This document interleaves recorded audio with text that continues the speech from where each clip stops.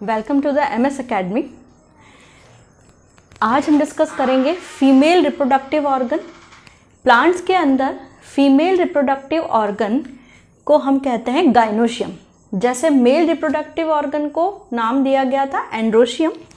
And biological symbol में हम represent करते हैं फीमेल सिंबल को इस तरीके से। गाइनोशियम का जो सिंगल यूनिट होता है दैट इज कॉल्ड कार्पल, या हम उसे पिस्टल भी कहते हैं। कार्पल या पिस्टल के क्या क्या एलिमेंट होते हैं वो हम देखते हैं। इसमें एक अगर हमें बेसिक कार्पल की स्ट्रक्चर ड्रॉ करें तो ये स्ट्रक्चर इस तरह से रहेगा। ये वाला जो रीजन है इट इज कॉल्ड स्टिग्मा, इसे हम स्टिग्मा बोलेंगे। यहाँ पर ये लाइन स्टाइल और ये जो बल्जी पार्ट है इसे हम कहेंगे ओवरी। कार्पल या पिस्टल के तीन मेन रीजन होते हैं, stigma, style and ovary. Ovary के अंदर मेन स्ट्रक्चर होता है जिसे हम ओव्यूल कहते हैं एंड ओव्यूल को मेगास्पोरेंजियम भी कहा जाता है।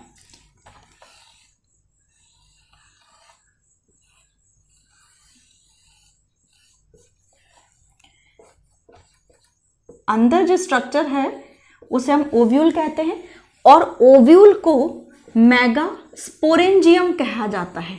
मेगास्पोरेंजियम मीन्स ऐसी जगह जहां पे मेगास्पोर डेवलप होंगे।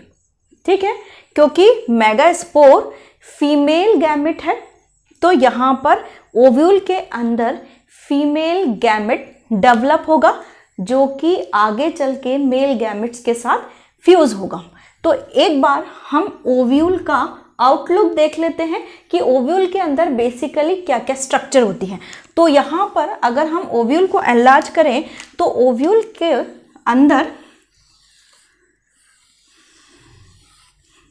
एक सर्कुलर स्ट्रक्चर है जिसमें एक फिलामेंट लाइक स्ट्रक्चर जिसकी वजह से या जिसकी सहायता से ये ओवरी की वॉल को अटैच रहता है, इसे हम कहते हैं फ्यूनिकल। फ्यूनिकल से यहां पर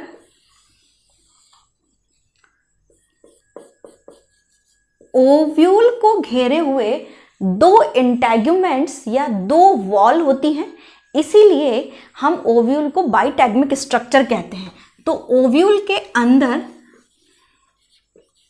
ओव्यूल बाइटैग्मिक स्ट्रक्चर है, यानी कि दो लेयर है, आउटर टैग्मिक या आउटर लेयर और इनर लेयर। आउटर लेयर या आउटर टैग्मिक को हम एक्सोस्टोम भी कहते हैं और इनर लेयर को एंडोस्टोम भी कहा जाता है।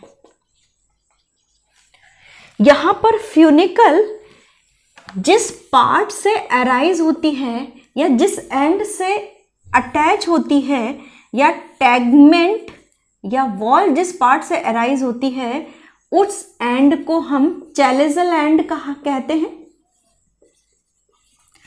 और चैलेजल एंड के अपोजिट एंड माइक्रोपाइलर एंड होता है। माइक्रोपाइलर एंड के नीचे जो एक पोर लाइक स्ट्रक्चर है जिसे हम बोलते हैं माइक्रोपाइल, और यहां पर फ्यूनिकल का ये जो अटैचमेंट पॉइंट है इसे हम कहते हैं हाइलम। तो ओव्यूल जिसे हमने मेगास्पोरेंजियम भी कहा है, ओव्यूल बाइटैग्मिक स्ट्रक्चर है और बाइटैग्मिक स्ट्रक्चर में आउटर टैगमेंट और इनर टैगमेंट, आउटर टैगमेंट को एक्सोस्टोम भी कहा जाता है और इनर टैगमेंट को एंडोस्टोम भी कहा जाता है।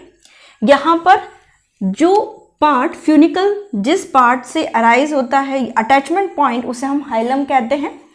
यहाँ पर जो टैग्यूमेंट का जो रीजन है अराइजिंग पॉइंट है उसे हम चैलेजल एंड कहते हैं। चैलेजल एंड के अपोजिट एंड माइक्रोपाइलर एंड है और यहाँ पर माइक्रोपाइल यानी कि एक छेद या पोर लाइक स्ट्रक्चर है, जैसे हम इसको यहाँ भी बता सकते हैं। तो ओव्यूल एक बेसिक स्ट्रक्चर है जहां पर मेगास्पोर डेवलप होगा, ठीक है। तो उसके बाद यहां पर अब हम डिस्कस करते हैं मेगास्पोरोजेनेसिस। मेगास्पोरोजेनेसिस मीन्स मेगास्पोर का फॉर्मेशन। और अगर हम सबसे पहले एक बार और इसको मैं ड्रॉ कर देती हूं,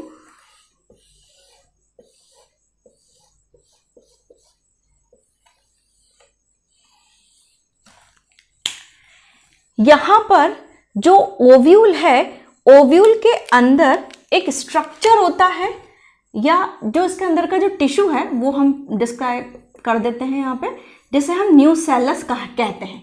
और यहाँ पर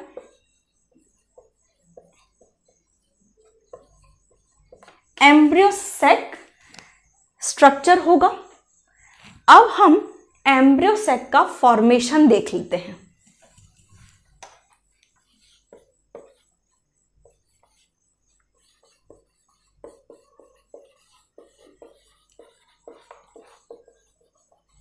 एम्ब्रियोसेक का फॉर्मेशन न्यूसेलस टिश्यू से होता है। ओव्यूल के अंदर जो स्टफिंग टिश्यू है उसे हम जिसे हमने न्यूसेलस कहा है, न्यूसेलस की जो सेल्स हैं वो माइटोटिकली यानी कि समसूत्री विभाजन से बल्क में इकट्ठी होती हैं, और उसमें से कोई एक सेल मेगास्पोर मदर सेल की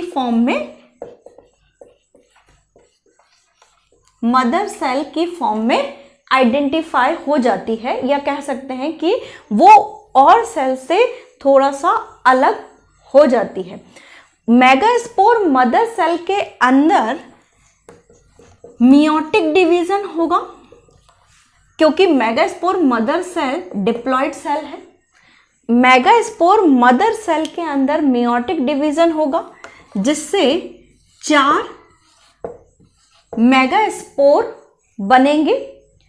मेगास्पोर, अब जैसे अगर मैं इसको इस तरह से रिप्रेजेंट करूं यहां पर,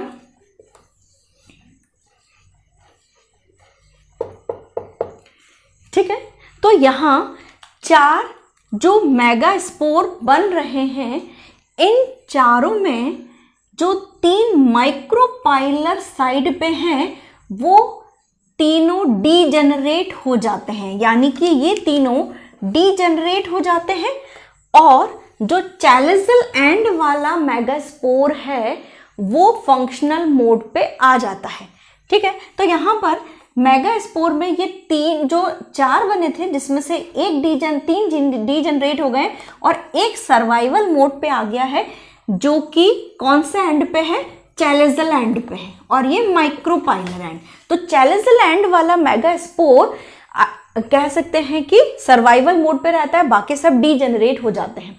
अब मेगास्पोर के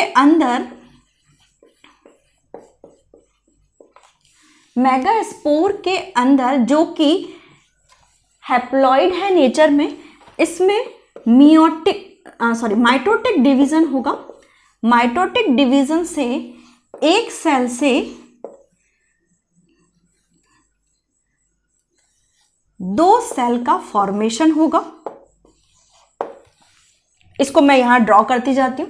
अब यहां पर एक मेगास्पोर जो था, जो कि चैलिसल एंड पे था, चैलिसल एंड वाले मेगास्पोर के अंदर माइटोटिक डिवीजन होगा। मियोटिक क्यों नहीं हो सकता, क्योंकि ये ऑलरेडी हैप्लॉइड है, तो अब और ज्यादा रिडक्शन नहीं हो सकता क्रोमोसोम का, तो यहां पर माइटोटिक डिवीजन होगा, और एक न्यूक्लियस से या एक सेल से 2 सेल बनेंगी।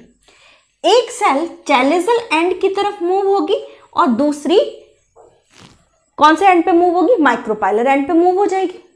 अब यहां पर इसको मैं थोड़ा सा रब कर देती हूं। यहां पर ये एक मेगास्पोर जो कि सर्वाइवल मोड पे था, चैलिसल एंड वाला, अब यहां पर 2 बन गए, एक चला गया चैलिसल एंड पे और एक चला गया माइक्रोपाइलर एंड पे। उसके बाद यहां पर जो चैलिसल एंड और माइक्रोपाइलर एंड वाले सेल के अंदर कंटिन्यू डिवीजन होंगे, एक सेल से दो सेल, दो से चार सेल फॉर्म होगी। सेम ऐसे ही माइक्रोपाइलर एंड पे भी सेल्स का फॉर्मेशन होगा। इसको मैं यहाँ पे ड्रॉ करती जाती हूँ साइमल्टेनियसली, जिससे आपको अच्छे से चीजें समझ में आ जाएंगी।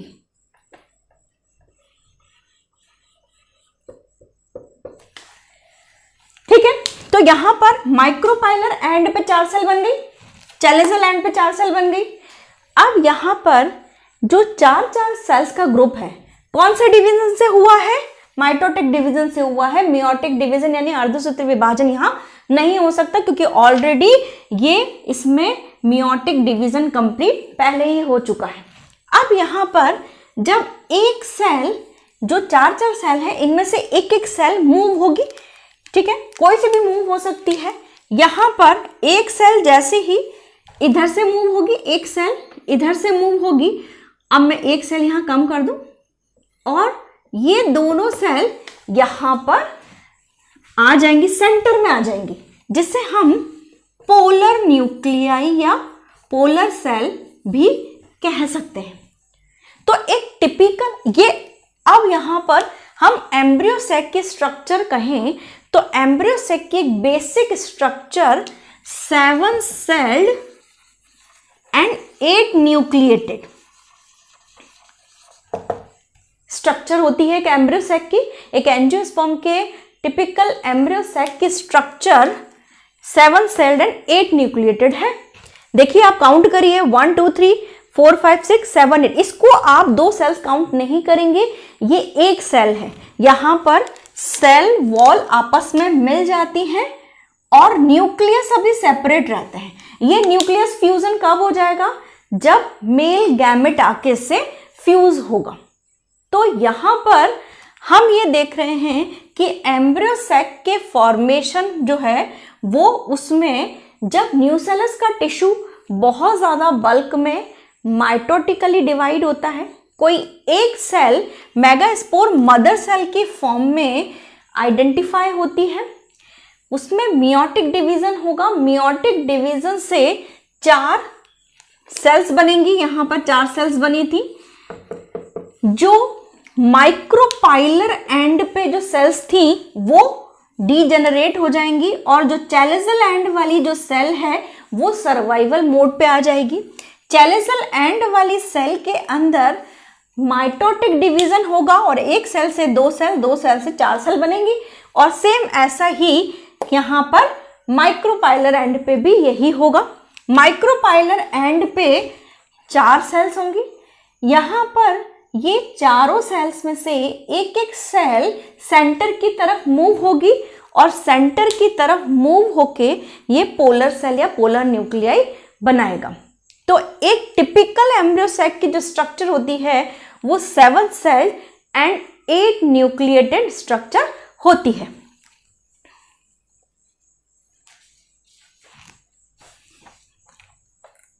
अब यहां पर ये जो चैलेजल एंड की जो तीनों सेल्स हैं, इनको हमने जो स्पेसिफिक नाम दिया है 3 सेल्स चैलेजल एंड पे, उसे हमने एंटीपोडल सेल, यहां पर ही मैं इसको, इन तीनों सेल्स को हमने नाम दिया है एंटीपोडल सेल,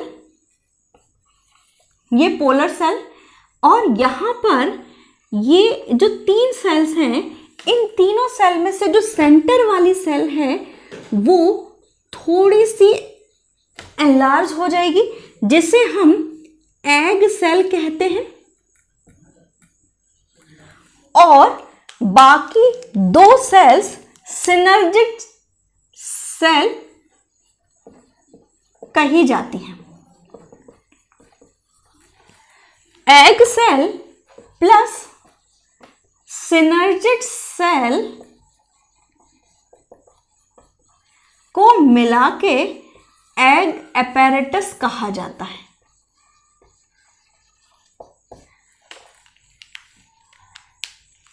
तो यहां पर जो माइक्रोपाइलर एंड है, माइक्रोपाइलर एंड पे एग सेल थोड़ी सी डिफ्रेंशिएट हो जाती है, थोड़ी सी एनलार्ज हो जाती है रिमेनिंग 2 सेल्स में। अब यहाँ पर उस अदर डिफरेंशिएटेड सेल को हमने कहा है एग सेल, और जो ये पास की दोनों सेल्स है जिसे हमने सिनर्जिड सेल्स कहा है, एक egg cell plus synergid cell को मिला के हम एग एपेरेटस कहते हैं।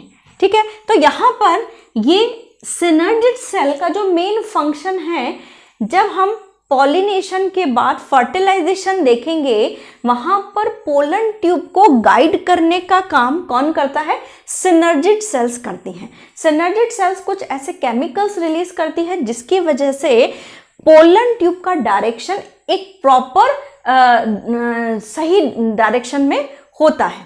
तो वहां पर इसीलिए पोलन ट्यूब के मूवमेंट को कीमोट्रॉपिक मूवमेंट भी कहा जाता है। इसके बाद हम डिस्कस करेंगे पॉलिनेशन एंड डबल फर्टिलाइजेशन।